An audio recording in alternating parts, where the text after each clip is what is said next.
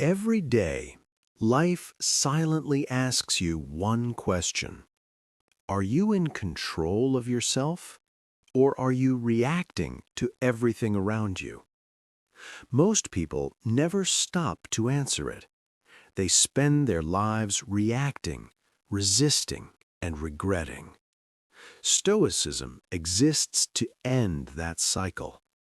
Stay with this video until the end, and you will learn how the Stoics built calm, discipline, and unshakable strength in a chaotic world. Destroy the old you, or the world will keep using the same version of you until nothing is left. This is not a motivational speech. This is not about finding yourself. This is about ending a version of you that no longer deserves to exist. Stoicism teaches one brutal truth. You cannot build a powerful life on a weak foundation. If you feel lost, drained, resentful, or invisible, it is not because life is unfair. It is because you are still living as someone you have outgrown. And the first step is not improvement. It is destruction. 1. Why the old you must die. Most people never change because they are emotionally attached to who they used to be. They cling to old habits, old identities, old wounds, old excuses. They say, "That's just how I am." Stoicism sees this as spiritual decay. Marcus Aurelius warned, "Loss is nothing else but change, and change is nature's delight. If you resist change, you resist life itself." The old you is not innocent. The old you tolerated disrespect, avoided responsibility, chased validation, feared solitude, reacted emotionally, and lived on autopilot. And here is the uncomfortable truth. The old you was trained for survival, not greatness. What once protected you is now limiting you. To rebuild yourself, you must first let that identity collapse. 2. Destruction is not violence, it is clarity. When Stoics speak of destruction, they do not mean chaos. They mean removing illusions, stripping false beliefs, burning weak narratives, ending behaviors that no longer serve virtue. Epictetus said, "If you want to improve, be content to be thought foolish and stupid." Destroying the old you will feel like failure. People will misunderstand, some will mock, others will resist your change. That is proof you were doing it right, because when you change, you threaten the comfort of those who stayed the same. 3. The solitude phase. Why rebuilding must be done alone. This part scares most people, because rebuilding yourself cannot be done in crowds. Stoics valued solitude not as loneliness, but as a training ground. Seneca wrote, "Withdraw into yourself as much as you can." Why? Because noise sustains weakness.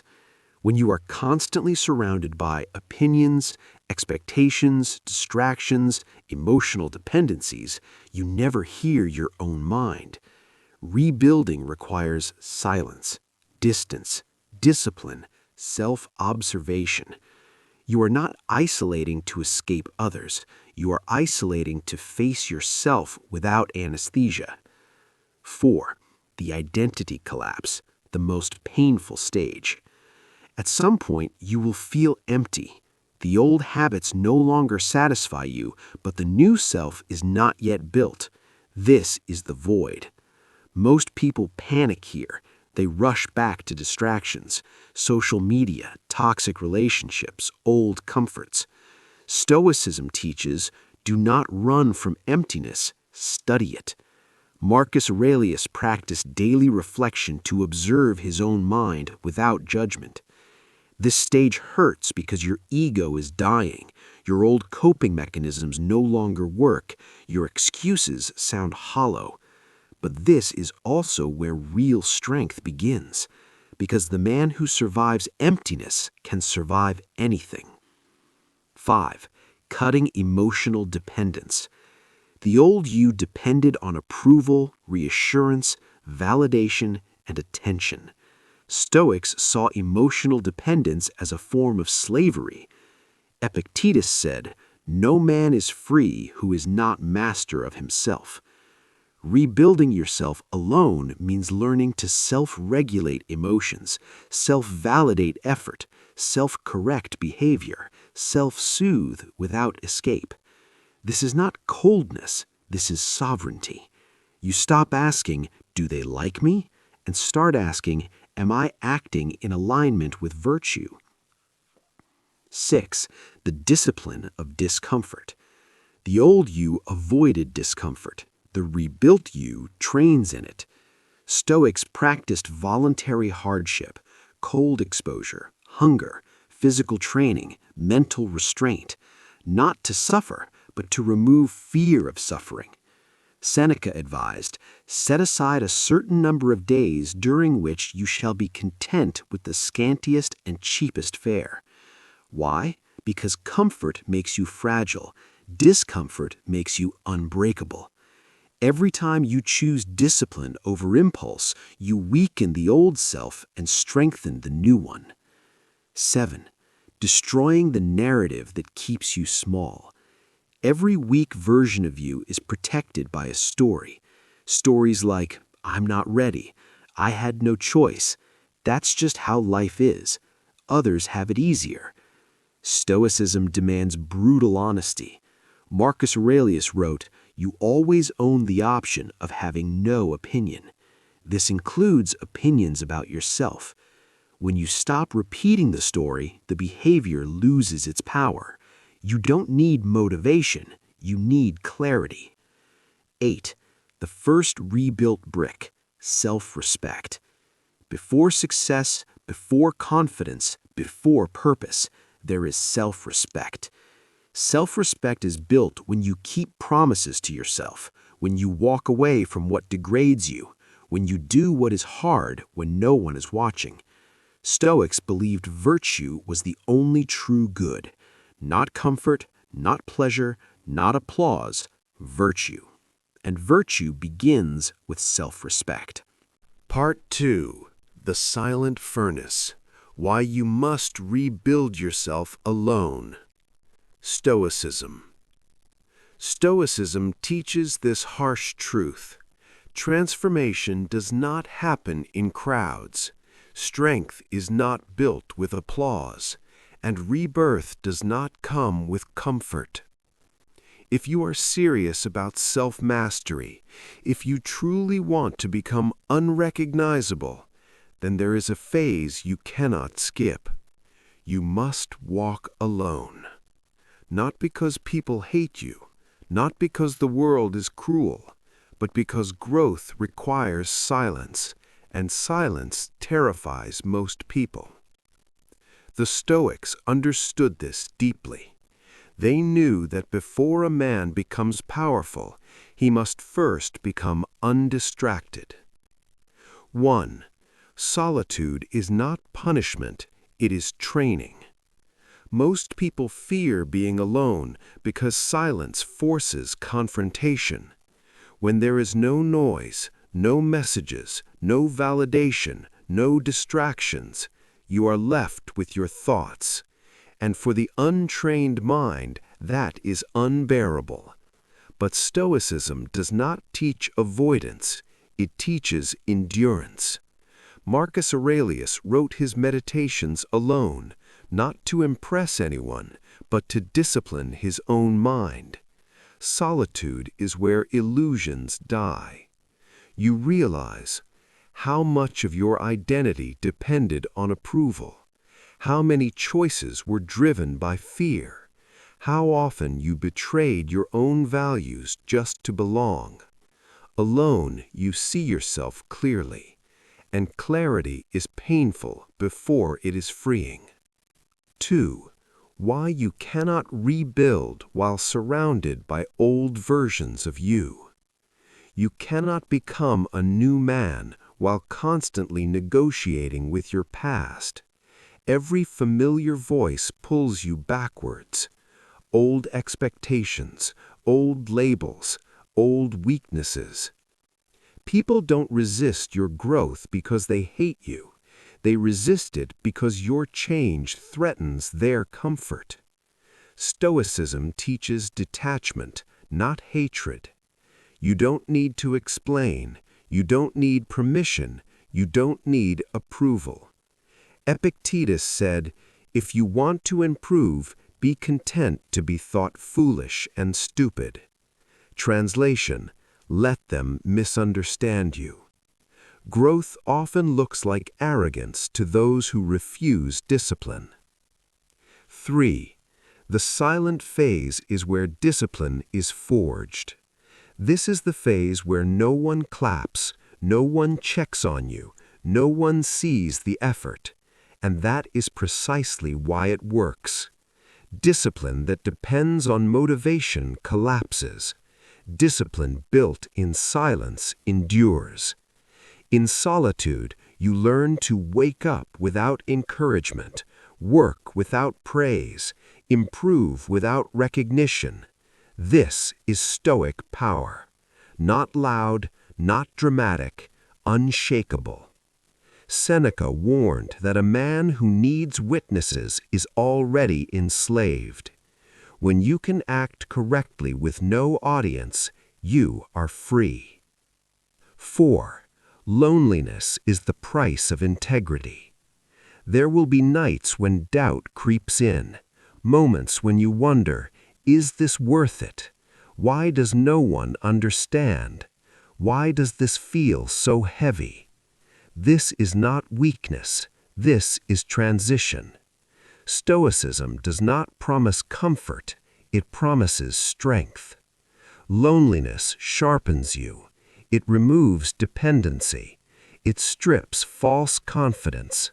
What remains is character. And character is built by doing the right thing even when no one is watching. 5. Stop looking for rescue. Become the authority. One of the hardest Stoic lessons: no one is coming to save you.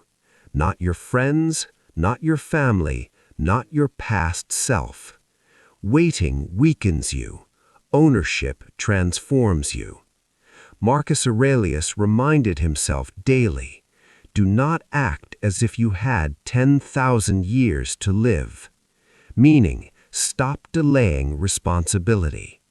You rebuild yourself the moment you stop outsourcing your strength. 6. This phase is temporary but essential. Stoicism does not glorify isolation forever. This phase is not about hatred of people. It is about loyalty to your values. You withdraw to rebuild. You isolate to refine. You go quiet to regain clarity. When you return, you are not bitter, you are anchored. And that difference is everything. 7. The test. Can you stay consistent without witnesses? Ask yourself honestly, can you train without posting? Can you improve without announcing? Can you suffer without complaining? Can you grow without explaining? If yes, you are becoming dangerous in the best way. Stoicism is not about domination, it is about self-rule. And self-rule is born in solitude. Closing reflection, Stoic style. You are not falling behind, you are withdrawing to advance. The silence you're experiencing is not emptiness, it is preparation. The Stoics would tell you this: endure now, command later. Part 3. The Return of the Rebuilt Self. Stoic Integration and Mastery. There is a phase of transformation no one talks about. The destruction is over.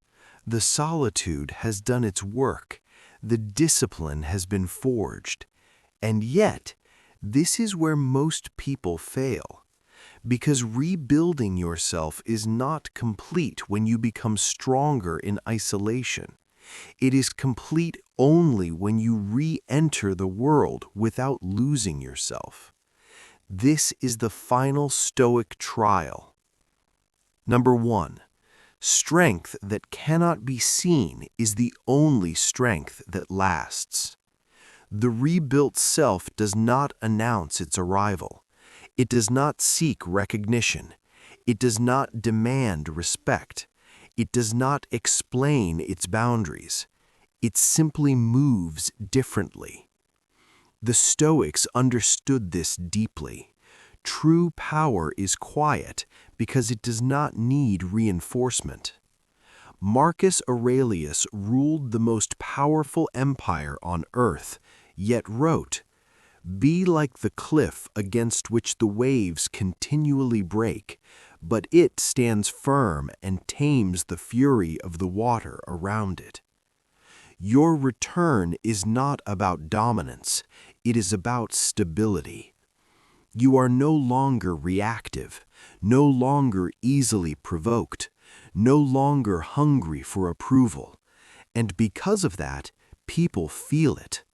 Not admiration, not fear, gravity.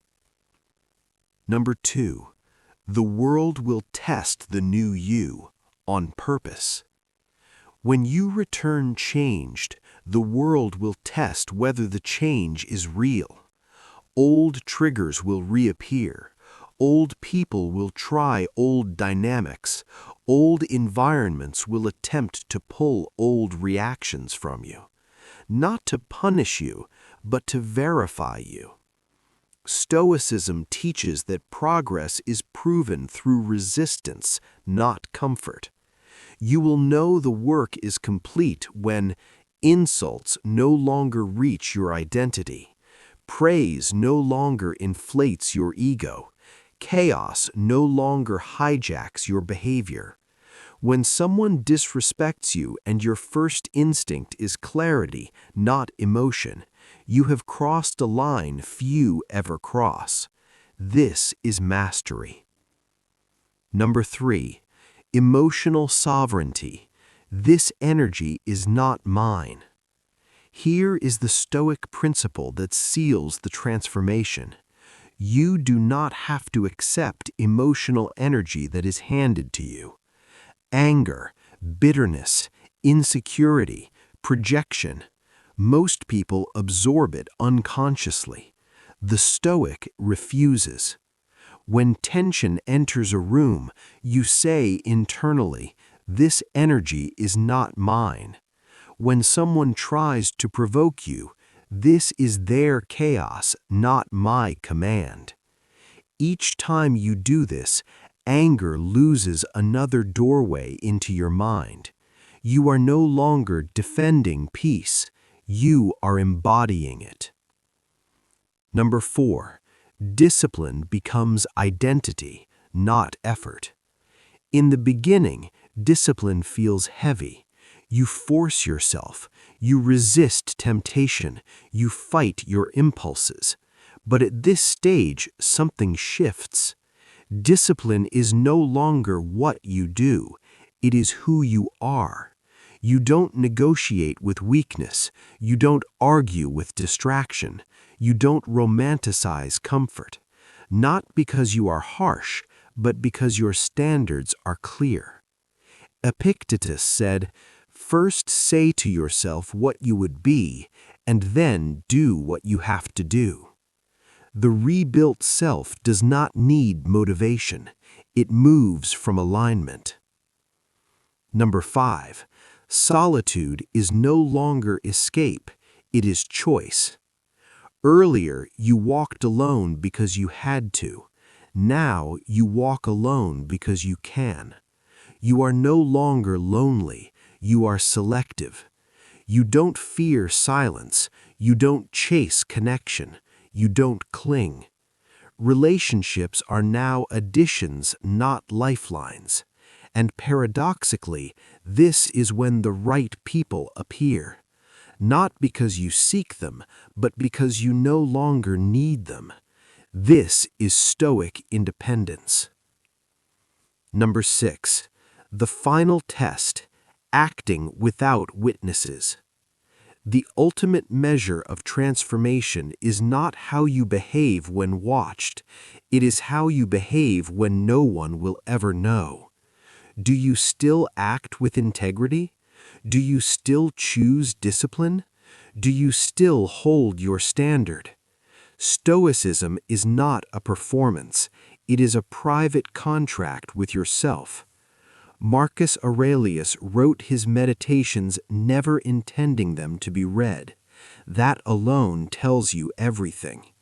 The rebuilt self does not need validation. Its reward is self-respect. Number 7. You do not go back. You move forward differently. You don't return to the world as the same person.